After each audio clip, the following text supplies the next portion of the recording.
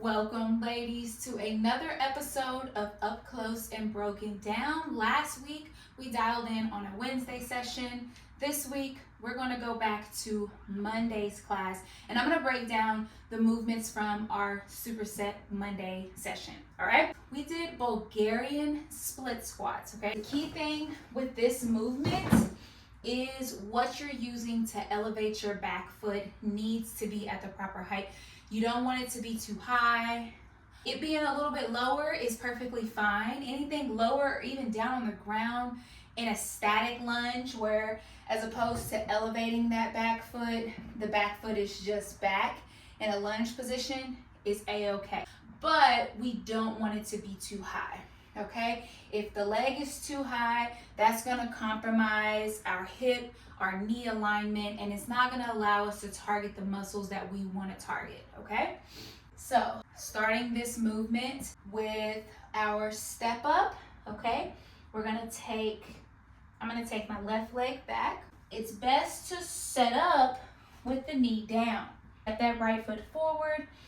The objective here is to get in a position when you're upright where the knee is not extending past the foot. So if you need to use a pillow, a roll-up mat for that back knee, feel free, okay? And this is how we are lifting up out of this safely, okay? Bend the knees, drive it up. When you're lowering down, you're not just dropping straight down, guys. We're going down and back. So instead of starting here, we're gonna hinge forward slightly. We're gonna lower down and sit back. Driving through the front heel to get ourselves back up into a standing position. Down and back, okay? Sitting back is important in order for us to get those glutes firing and working with us, okay? Just like that, all right? The next one we did Monday was our single leg deadlifts, okay? And I'm gonna keep going over deadlift form until everybody perfects these, because deadlifts are a very great compound movement.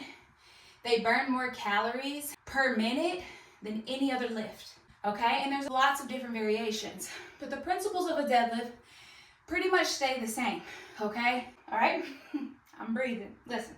All right, so with the single leg, bend the knees, always focus on your form when you're picking up dumbbells.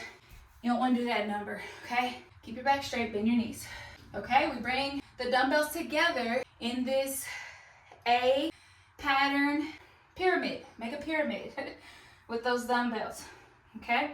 Shift your weight onto that front leg, slightly bend the knee, brace the core, hips go back, gliding down, keeping the weight in close, drive it up strong. Keep it in close, and it's a hinge movement. We're hinging on the hip, gliding down the front as that opposite leg is going back, okay? From this angle, same thing, okay? Brace your core, glide it down, drive it up. Keep the weight in close. We're not thrusting all the way up here, okay? Keep the weight in. We're locking in right here, right? Keep the arms nice and long. We're not pulling up with the arms, okay? Let them hang. The bend that's in your knee, we'll typically do a Roman style deadlift, which is where you slightly bend the knees, okay? Whether you're doing both or you're just doing one. The knee is slightly bent, but you're not bending as you go down, okay? It's not a squat movement. It's a hinge. The movement mechanics is here at the hip, not at the knee joint, okay? So we're hinging like so, all right? The single leg thruster, okay, I'm gonna show you from a low step up, but you can also do these a little bit higher. Sometimes I do these on my chair, okay? Either one is fine, but just like the Bulgarian split, you don't want it to be too high. Here we go. All right, you don't want whatever you're using to be too high, because the objective is always to thrust up to a 90-degree at the knee, not the hip, at the knee joint, okay? So single side, I'm gonna rest my back on the step up arms. You're not pressing on your elbows. You are holding the weight, okay? I'm gonna stretch my opposite leg out, and we're thrusting up to 90 degree at the knee, okay? Drop it down, up. The tempo is down, 2, 3, up, down, 2, 3. You don't want to do this, okay? I don't want to see any of this, all right? And none of this, okay? You're here, all right? Driving through the heel, all right? You'll notice if your glutes or your hamstrings are a little bit underdeveloped, you might want to push up onto that toe, okay? The quads are going to want to jump in. Don't let them. Make the glutes do the work by driving through the heel. Get that squeeze. Second squeeze at the top, lower it back down, all right? The last movement, guys, training the hip flexors, okay?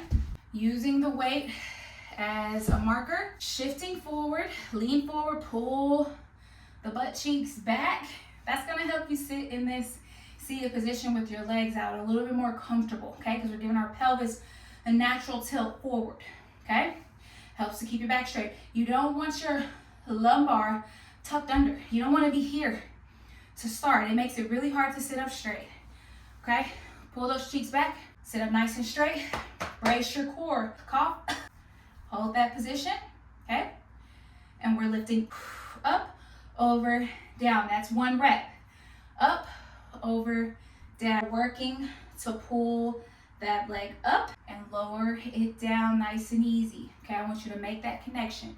All right, you can also bend the knee a little bit, especially if you're really struggling, or you can do it from a seated position on a chair or a step up. That's gonna make it a tiny bit easier. 1, because you can brace. 2, because you'll be able to get more height with that, with being elevated, as opposed to if you were down on the ground. It's really hard to get height when you're down on the ground if you haven't trained those hip flexors, okay? Thank you, ladies, for joining me. Let's keep practicing, keep training, keep getting stronger.